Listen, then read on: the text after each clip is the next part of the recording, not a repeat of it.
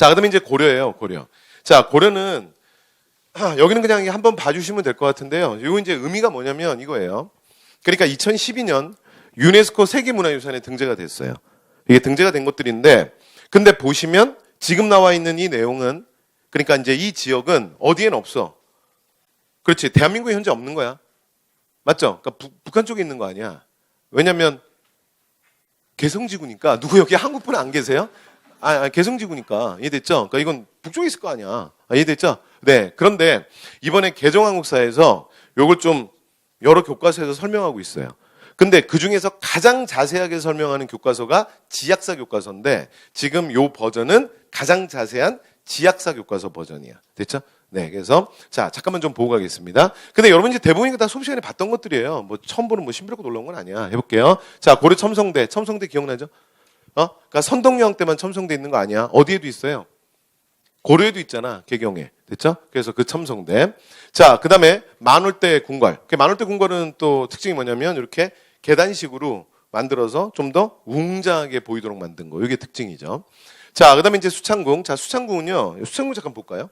자, 수창궁은 그러니까 고려 마지막 후기에 왕궁터로 쓰이는데, 자, 공민왕 이후입니다. 공민왕 이후에 정사를 받던 곳이고, 자, 태조도 여기에서 왕이 오르고요. 그러니까 이성계. 그 다음에 이방원도 여기서 즉위를 합니다. 그러니까 한 번만 더. 자, 태조가 여기서 즉위하는 건 이해가 되지. 왜냐면 우리가 조선 건국 5단계 하면 어떻게 기억하냐면 8, 1, 2, 3, 4잖아. 그쵸? 그래서 1388년 위화도 왜군. 자, 1391년. 그러니까 이게 특이하죠. 자, 뭐부터 먼저 한다? 과전법, 토지제도부터 먼저 하지. 왜냐하면 토지제도에 대한 합의가 당시에 필요했었기 때문에. 그래서 자, 조선의 건국 과정은 항상 얘가 포인트라 그랬잖아. 그렇죠? 그러니까 몇 달 있다가 세왕조를 개창할 거지만 그럼에도 불구하고 토지제도에 대한 합의가 필요했기 때문에, 그러니까 당신들의 경제적 기득권은 인정해 주겠다고. 근데 이제 대신에 고려라는 배에선 내려라야. 그래서 무조건 세왕조 개창으로 간다. 기억나시죠? 그래서 요 합의가 먼저 이루어지는 거야. 자, 그리고 나면 1392년이 조선의 건국이잖아요. 그러니까 보세요. 조선이 건국하니까 그때 즉위를 했겠지, 태조는. 그러니까 어디서 즉위했겠어? 개경에서 즉위했겠지. 맞죠? 자, 그리고 나면, 자, 그 다음에 이제 43년에 그 다음에 어떻게 하는 거야? 요 다음이 조선이라는 국호제정. 그리고 마지막이 뭐예요? 한양천도잖아. 끝. 맞죠? 이게 조선의 건국 과정 아니야. 맞죠? 네, 자. 우리 지금 대화 되는 거죠? 제 얘기 듣고 있는 거지? 오케이, 좋아요. 그러면 보세요. 그러니까 태조는 나중에 한양천도를 하니까 여기서 즉위를 했겠네. 그렇잖아. 개경 수창궁에서. 맞죠? 그럼 여기까지는 오케이. 근데 태종은 또 왜? 태종은 왜 그렇죠? 태종은 왜 그러냐면 다시 개경으로 돌아오지. 왜? 그러니까 한양 천도한 이후에 한양에서 무슨 사건이 터져? 1차 왕자의 난. 그래서 태종 이방원이 정도전, 남은 같은 조선의 건국의 공신들, 그리고 그 어린 동생들, 방번이, 방석이 다 죽이잖아요. 그리고 그 다음에 아버지는 집 나가잖아. 그래서 왜냐면 이성계가 당시에 병상에 누워 있었다 그랬잖아. 그러니까 1차 왕자의 난 때 그 상을 사실 이성계가 정확하게 몰랐다고. 그러니까 이제 몸을 추스리고 일어나 보니까 뭐 동생들도 죽었고 정도전도 없고 막 이런 상황 아니야. 그래서 이제 이성계가 어떻게 하냐면 너희들이 이 자리가 탐나서 너희들의 손에 형제 피를 묻혔냐. 이 자리 너희들이 다 해라. 그러고서는 자신은 함경도 함흥으로 가버리죠. 아버지는 집 나가고. 그러니까 이제 지금 이 어수선한 상황 속에서 어떻게 하냐면 다시 개경으로 천도하잖아요. 기억나세요? 그리고 개경으로 천도한 상황에서 뭐가 터지냐면 2차 왕자의 난이 터져요. 됐죠? 여기까지 되셨어요? 자, 그리고 나면, 자, 이제 당시에 아버지 나간 다음에 2대 국왕이었던 정종, 그러니까 방과가, 그러니까 자리 있어야 될 사람이 있지 않고 딴 사람이 있으니까 자꾸 이런 일이 있지 않나. 그러니까 이제는 왕위에 오르시게. 그리고 이제 뭐 방언의 측근들도 막 옆에서 난리가 나고요. 그래서 정한대군 이방원이, 자, 3대 국왕 태종에 즉위하는 곳이 수창궁이에요. 그래서 즉위를 한 다음에 한양으로 재천도하는 거야. 여기까지 되셨죠? 오케이. 자, 그 다음. 수창궁 얘기 잠깐 했고요. 그 다음에 이제 공민왕릉입니다. 공민왕릉. 자, 공민왕은, 자, 노국공주. 그러니까 노국대장공주랑 함께 매장돼요. 그러니까 우리가 고려 공부할 때 원나라 공주는 원래 2명만 기억하는 거잖아. 한 명이 쿠빌라이의 딸. 쿠빌라이의 딸이 제국대장공주. 자, 그리고 공민왕의 부인. 하여튼 굉장히 유명한 얘기죠. 네, 그래서 둘의 사랑 이야기. 그래서 노국대장공주. 그러니까 노국대장공주는 여러분 사료에 공민왕을 잡을 때 키워드가 노국대장공주밖에 없을 때도 있어요. 그럼 그것만 갖고도 공민왕인 걸 잡아야 돼. 됐죠? 자, 그래서 노국대장공주와 함께 매장됐죠. 자, 그리고 개경에 가보면, 그러니까 공민왕릉에 가보면 이게 릉이 어떻게 돼 있냐면 쌍릉이에요, 쌍릉. 이렇게 두 개가 나란히 있습니다. 그런데 이게 고려시대 왕릉 중에는 쌍릉은 유일한 거예요. 이거밖에 없습니다. 그래서 공민왕이 묻혀있는 릉을 뭐라 그러냐면 현릉이라 그러고, 그 다음에 노국대장공주가 묻혀있는 릉은 정릉이라고 합니다.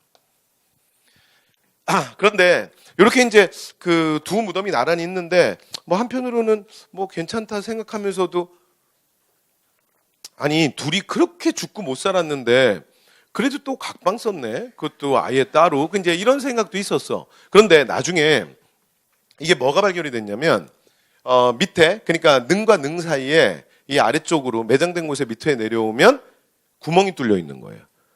그래서 그 관을 통해서 양쪽이 이 무덤이 연결되어 있습니다. 됐죠? 그러니까 이제 뭐예요? 둘이 이렇게 왔다 갔다 뭐 했나 봐요. 됐죠? 네. 자, 그래서 이제 공민왕릉 잠깐 말씀드렸고요. 그 다음에 이제 개성의 남대문. 자, 개성 중심에 자리 잡은 내성의 남문인데요. 개성의 남대문 그럼 뭐 떠올라야 되죠? 우리 시험 볼 때는? 뭐 떠올라야 돼? 얘 짝꿍이 누구야? 개성의 남대문 그러면 짝꿍이 누구예요? 평양의 보통문. 우리 지금 대화 되는 거예요? 그러면 이렇게 건물 두 개를 잡으면 특징이 뭐야? 고려에서 조선으로 넘어가는 건축 양식의 과도기 상태를 보여주는 거죠. 됐죠? 그래서 자, 과도기적 양식. 그럴 때 우리가 뭐라 그래요? 개경의 남대문, 평양의 보통문. 보통 이렇게 얘기하지. 됐죠? 자, 그다음 이제 영통사입니다. 자, 개경의 나성 바깥에 있는데요. 여기는 뭐가 유명하냐면 대각국사비가 유명하죠. 대각국사비. 그래서 우리가 뭐라 그러냐면 보통 그냥 영통사, 대각국사비 이렇게도 얘기해요. 됐죠? 그리고 제가 뭐 수업할 때, 저랑 수업하신 분들은 제가 수업할 때도 많이 말씀드리지만, 그러니까 고려 말에 신진사대부들이 등장해서 배불론, 촉불론 얘기하기 전까지는 우리의 원래 전통은 우리는 이렇게 많이 극단적이지가 않아요. 그러니까 나중에 해방전후사에서도 보면 우리는 뭐 막 좌익이다 우익이다 막 그렇지가 않아 원래. 그러니까 이 땅이 우리가 전쟁을 겪으면서 많이 이렇게 좀 그렇게 된 거지. 원래 우리 방식이죠. 그래서 한국인들은 원래 A를 하면 B를 꼭 포기해야 되는 거에 대해서 되게 인색해요. 그렇지 않아? 그러니까 우린 뭐 그렇잖아요. 공부를 뭐 열심히 해야 되지만 공부를 꼭 하는데 왜 꼭 놀면 안 돼? 뭐 이런 거 있잖아요. 공부도 하지만 좀 놀 수도 있는 거지 뭐 그런 거. 그렇잖아요. 뭐 짜장면 먹으면 짬뽕을 왜 못 먹어? 뭐 짜장면과 짬뽕을 동시에 먹으면 안 돼? 뭐 이런 생각을 하잖아요. 한국인들은. 그래서 이게 포기하는 것의 가치. 그러니까 기회비용 지불하는 거에 대해서 우리가 좀 인색하지. 이게 좀 둘 다 그냥 얼렁뚱땅 가잖아요. 그래서 우리가 좀 그런 특징이 있어요. 그래서 유학자들도 불교가 그렇게 배타적이고 그다음에 전혀 다르다고 생각을 안 해. 그러니까 이제 우리는 기본적으로 유불의 융합. 그러니까 이제 이런 좀 기본적인 분위기가 좀 있습니다. 그런 이제 좀 분위기가 있고. 그래서 보면 고려말 신진사대부 등장해서 배불론 촉불론 얘기하기 전까지는 기본적으로 유학자들이 특히 유학자들이요. 그러니까 아주 유명한 스님들 있잖아. 스님들의 비문 같은 것들을 유학자들이 굉장히 많이 지어줘요. 그래서 가장 대표적으로 최근에 또 출제가 돼서 굉장히 많이 괴로웠던 대표적인 인물이 채치원이죠. 그래서 통일신라 채치원이 보면 신라의 유명한 고승들의 비문들을 굉장히 많이 적어요. 됐죠? 근데 이게 고려시대도 보면 이런 분위기가 이어지거든요. 그래서 지금 보시면 이제 영통사에 만든 대각국사비는, 그러니까 대각국사니까 누구겠어요? 의천. 그러니까 내용은 뭐냐면 의천의 행적에 대해서 쭉 적어 놓은 거야. 근데 이 글은 누가 적었냐면 이 글은 김부식이 적었어요. 됐죠? 그러니까 유명한 승려들의 비문 이런 것들을 유학자들, 당대 최고의 유학자들이 굉장히 많이 적어요. 되죠? 근데 여기서 이제 하나 주의사항은 뭐냐면 생각해 보시면 이거 시간이 안 맞지 근데. 의천은 뭐라고 기억해? 그러니까 이제 저랑 수업하셨던 분들은 제가 워낙 시간에 대한 거 연습 많이 시키니까 의천은 항상 누구 옆에 있어? 숙종 옆에 있는 거야. 그리고 누구 아들이야? 문종의 아들이고 숙종 옆에 있는 거지. 맞죠? 그러면 김부식은 언제 사람이야? 인종이잖아, 인종.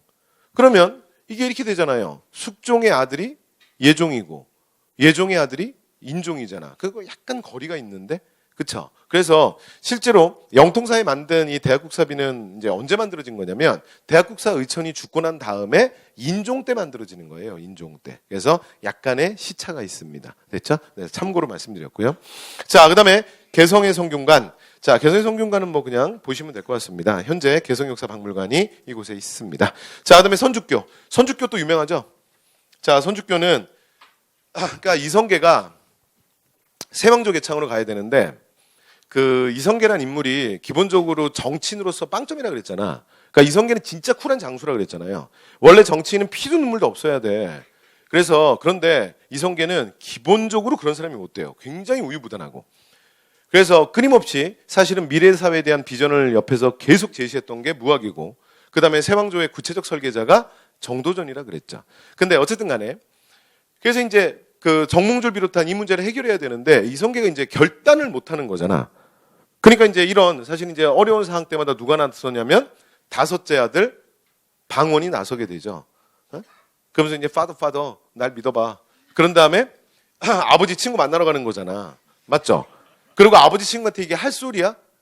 그렇잖아요? 아무리 무슨 뭐 그 랩 배틀을 하고 싶었는지 모르지만 그래도 이게 아버지 친구한테 할 소리냐고. 가서 뭐라 그러는 거야?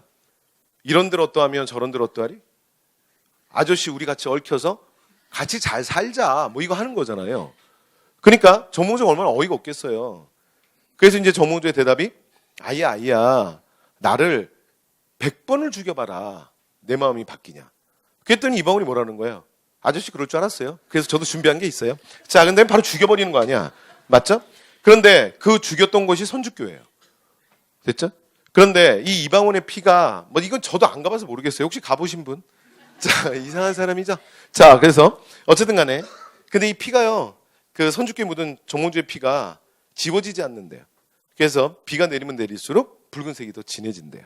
믿거나 말거나였어요. 자, 어쨌든 간에 선주교였습니다. 자, 그다음 숭양서원이라는 게 있는데요. 숭양서원은 자, 정몽주를 모시는 서원입니다. 그래서 그냥 눈도장 한번 찍으시면 될 것 같고요. 그다음에 여러분 박연폭포는 뭐 말씀 안 드려도 국어 시간에 이미 많이 들으셨죠? 그래서 송도 3절이라고 하는 자, 서경덕 황진이와 함께 됐죠? 오케이. 자, 넘어갑니다. 자, 이렇게 해서 개경 자, 유적지들인데요. 자, 마지막 자, 개성 만월대 궁터. 자, 경사진면의 축대를 높여서 그다음에 여러분 경사진면의 축대를 높이면 어떻게 되겠어요? 경사진면에다 이렇게 축대를 높이니까 기본적으로 이제 궁궐을 보면 어떻게 보이겠어요? 저기 앞쪽으로 오세요. 여기 앞쪽에도 자리들이 있어요. 네, 오세요. 네. 자, 그러니까 여러분들은 절 보시면 돼요. 됐죠? 네. 앞으로 오는 걸 보려고요. 날 봐야지. 자, 이상한 사람들이야. 자, 계속. 그래서 그러니까 이제 계단식으로 이렇게 돼 있으니까 밑에서 보면 어떻게 보이겠어? 네, 건물이 더 웅장해 보이겠죠. 네, 그래서 이제 이런 느낌을 주기 위해서 이렇게 만들었던 거고요. 특히 자, 개성만 올 때는 남북 공동 자, 사업이 자, 발굴 사업이 진행이 됐었는데 중단이 됐죠. 여기서 뭐 금수석 활자도 발견이 됐었고요. 자, 그다음 이제 남경. 그래서 남경은 숙종 때 남경계창 도감. 그래서 궁궐 조용하는 거. 요건 기억나세요? 그러니까 처음에 남경 지정하는 건 누구지? 11세기 중엽 문종. 그렇죠? 우리 지금 대화되는 거지. 고려는 삼경. 그래서 개경, 서경, 동경. 근데 11세기 중엽 문종이 동경을 탈락시키고 누구를 그 자리에 집어넣어요? 남경. 남경이 어딘데? 네, 오늘날의 서울. 됐죠? 네, 이렇게 되는 거야. 근데 나중에 보니까 이게 좀 흐지부지돼. 그래서 그 아들, 자, 숙종 때 누가 등장하냐면 김위재라는 사람이 등장하잖아. 여러분, 우리가 시험을 준비할 때요. 풍수지리와 관련된 사람은 이름을 딱 3명만 기억하시면 돼요. 풍수지리는 어차피 3명 이상 안 나오잖아. 첫 번째가 누구야? 첫 번째가 도선이죠. 그러니까 신라말 도선. 여기까지 됐어요? 오케이. 신라말 도선이고. 자, 그리고 그 다음에 숙종 시기에 김위재. 되시죠? 자, 그리고 이제 마지막 세 번째. 자, 마지막 세 번째는 인종 때 묘청. 자, 이렇게 해서 풍수지리는 자, 풍수지리에 관련된 사람이 이렇게 3명만 기억하시면 돼요. 됐죠? 그래서 이때 그 궁궐 조용할 때 숙종한테 건의했던 게 누구야? 김위재. 됐죠? 김위재의 건의에 따라서 궁궐 조용하는 거고, 여러분 제가 말씀드린 요 내용도 전부 어디에 나온 거야? 다 이게 기출문제 사료에 나왔던 거예요. 기억하셔야 됩니다. 그러니까 고려 때 남경을 건설하는데 만약에 김위재가 뭐라고 얘기하고 있으면 그건 문종 때가 아니에요. 언제라고요? 숙종 때야. 됐죠? 오케이. 자, 그다음 뭐 서경, 뭐 인종대 대화궁 보시면 될 것 같고요. 그다음에 강화도 고려 공지. 여러분 강화도는 사실은 뭐 고려 대몽항쟁 때 실제로 임시수도로 사용되지만 그 이후에도 조선 시대에도 굉장히 중요한 그러니까 국왕이 피신할 수 있는 굉장히 중요한 곳으로 뭐 계속 이용이 됩니다. 그렇죠? 그래서 우리가 알고 있는 것도 그 후금과의 항쟁에서 보면 첫 번째 1627년 정묘호란이 터졌을 때 인조가 어디로 들어가요?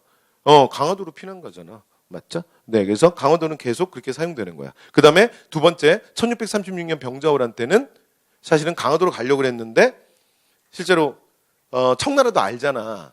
그렇죠? 그래서 또 강화도 가려고 그랬지? 그러면서 어떻게 하냐면 청나라의 황비용들이 사실은 강화도 가는 길을 먼저 막아버린 거죠. 됐죠? 그래서 인종이 얼마나 깜짝 놀랐겠어요. 그래서 이제 아무 준비도 안 된 그냥 남한산성으로 들어가서 그냥 45일간 항전하다가 바로 항복하는 거지. 됐죠? 그래서 사실은 뭐 2달 정도에 끝나버리는 이 어이없는 전쟁이 1636년 병자호란이지. 자, 어쨌건. 자, 그럼 이제 들어갑니다. 그래서 내성, 중성, 외성을 뒀고요. 자, 그 다음 조선시대에도 주로 뭐로 사용되냐면 행궁으로 계속 사용됩니다. 그러니까 만약의 사태를 대비한. 됐죠? 강화도는 이런 의미에서 굉장히 중요하지. 그래서 강화에는 강화 유수부가 있고요. 여러분 유수부 기억나십니까? 유수부가 뭐죠? 군사적으로 굉장히 중요한 특별지구야. 됐죠? 근데 여기는 특징이 뭐냐면 어디에 포함되지 않아? 일반도에 포함되지 않는 중앙 직할 지역이야. 그래서 유수부는 조선에 총 4개가 있는데 이 4유수는 누구의 지휘 통제를 받지 않는다? 이게 전부 경기도에 있는 게 특징이거든요. 그러면 경기도의 짱이 누구야? 경기도 관찰사죠. 근데 경기도 관찰사의 지휘 통제를 받지 않는 게 특징이지. 그래서 중앙 직할 기구예요. 되죠? 자, 그리고 이제 요 팀들은 전부 어디에 참여해요? 조선 후기 비변사회의에 참여 멤버이기도 합니다. 그래서 강화유수, 개성유수, 수원유수, 광주유수 이렇게 4명은 전부 어디에 참여해요? 비변사회의에 참여하지.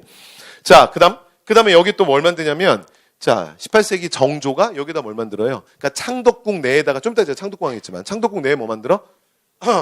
규장각 만들고 그러니까 즉위하자마자 1676년에 됐죠? 그리고 이제 나중에 강화도에다가 이 규장각에 그러니까 분점을 하나 만들잖아. 자, 그 분점을 어디다 만들어요? 강화도에. 이걸 뭐라 그래? 외규장각. 됐죠? 그리고 외규장각 얘기는 우리가 본격적으로 언제 하죠? 대원군 시기에 근현대사 공부하다 보면 병인양요 때 얘기하죠. 그래서 이제 프랑스 군들이 여기에 있는 금부화랑 그 다음에 조선왕조 의궤를 비롯한 많은 문화재들을 약탈하는 그 얘기를 나중에 우리가 근현대사에서 또 배워요. 자, 이렇게 해서 말씀을 드렸고요.